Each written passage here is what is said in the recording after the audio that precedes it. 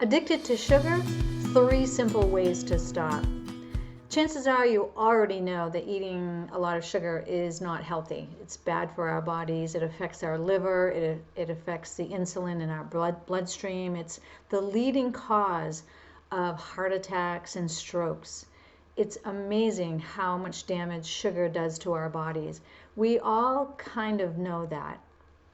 But how easy is it to stop?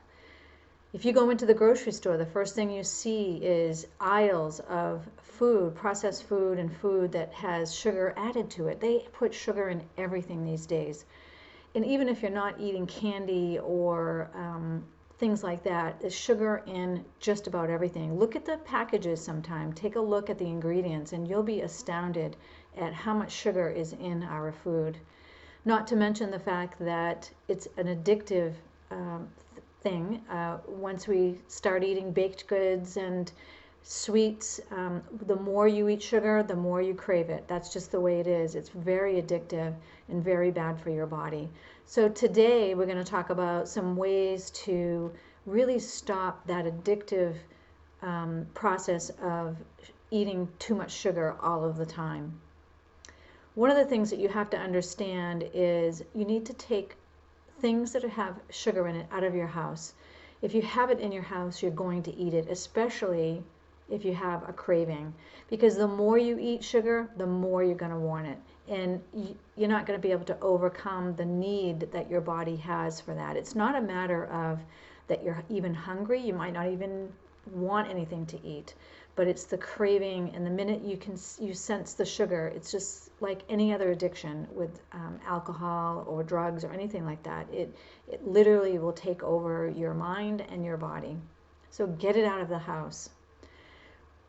Plan your meals. Plan what you're going to eat. Plan what you're going to shop for, so that when you get to the grocery store, you're not just putting things in the basket that look good.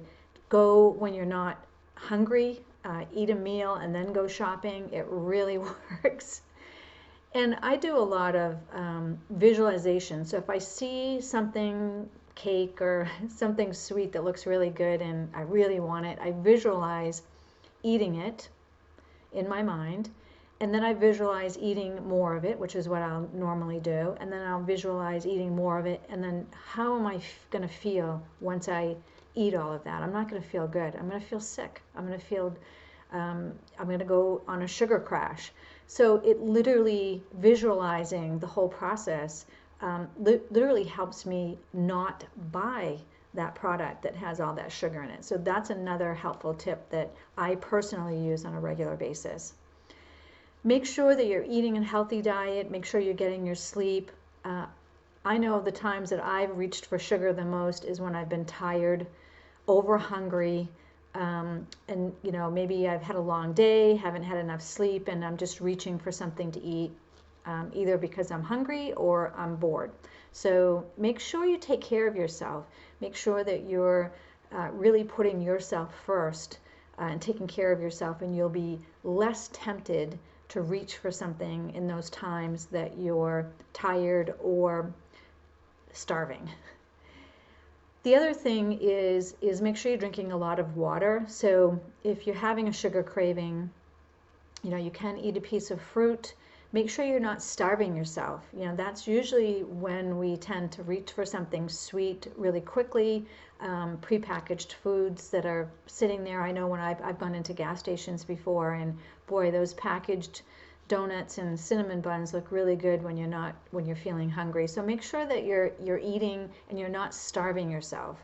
The key is moderation. You can have sweets, you can have ice cream, but it's the moderation part that you need to get under control.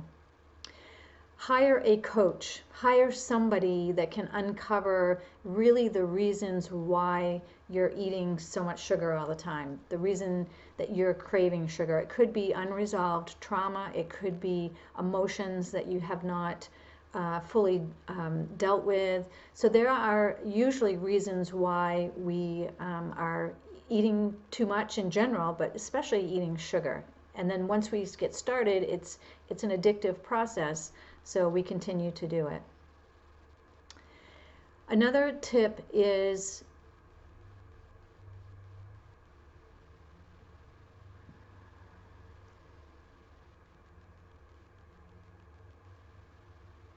Make sure you're getting plenty of exercise. Regular exercise for the body makes you feel good about yourself. So when you go to reach for something sugary and sweet, you might think twice about it. Have some prepared foods in your refrigerator or bring to work, so that if you're grabbing for something, that you're at least grabbing for something healthy. You know, it's cut out. I think the first thing that I would cut out would any sodas. No soda. Cut that completely out and drink water or flavored water. That's probably one of the easiest things to cut out. If someone gives you a gift of chocolates, you know, a lot of times we receive a gift of chocolates or something, and it's from somebody that we really care about, and so we don't want to disappoint them and we want to eat them. You know, set a couple aside for you to eat, give the rest away, or even toss them in the trash. You know, you're better off having a couple and getting rid of the rest. You're better off with your body, your mind. You know, I know when I've overeaten and indulged and eaten the whole box, it's not good for my body and it's not good for my emotional health either. So I hope these few tips have helped you today. The bottom line is, if you're looking to overhaul your health, the first thing you should do is get a handle on how much sugar you're eating and really cut down on the sugar. For me, the less sugar I eat, the less sugar I want, so I don't keep it in my house. I haven't bought sugar in quite a while. I don't cook with sugar. I don't put sugar in my coffee. So I've cut sugar out a lot. I know that sometimes if I put ketchup on my fries or something of that sort, there's sugar in that. But, you know, really take a look at how much sugar you're eating. Journal what you're eating for a few days, maybe even a week, to really get a good look at how much you're eating. A lot of times we don't even realize that we're eating that much sugar until we write it down and we take a look at it, and then, you know, you probably would be appalled at how much sugar you're eating. It's best for your health.